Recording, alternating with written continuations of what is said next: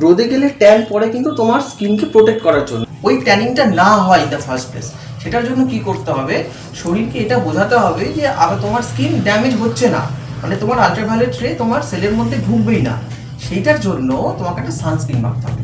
স্কিনের ওই ওপরের লেয়ারটা অ্যাকচুয়ালি একটু এক্সফোলিয়েট করে, মানে যেটা আমরা কেমিক্যাল পিলিং করি না, কেমিক্যাল পিলিংয়ে ওই ধরনের অ্যাসিডগুলোই একটু বেশি কনসেন্ট্রেশনে দেওয়া হয়, আর ঘরোয়া ওই শসা বা ওইগুলোর মধ্যে ওটা একটু কম কনসেন্ট্রেশনে থাকে। এটাই ডিফারেন্স। যেমন কারো যদি খুব ড্রাই স্কিন হয়, শীতকালে দেখা যায় যখন স্কিনটা এমনি ড্রাই থাকে, এরকম ক্ষেত্রে আমরা এমন দেখি যে তখন যদি তুমি এই ধরনের জিনিস বেশি মাখো তাহলে কিন্তু হিতে বিপরীত হতে পারে। ডার্ক সার্কেল প্রিভেন্ট করার সব থেকে ভালো উপায় হচ্ছে স্ট্রেস কমানো এবং রাতে ঠিক মতন হচ্ছে ঘুমোনো।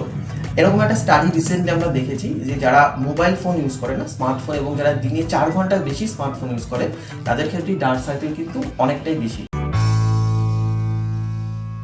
ভিডিওটি ভালো লাগলে লাইক ও সাবস্ক্রাইব করার পাশাপাশি বেল আইকনটি প্রেস করতে ভুলবেন না।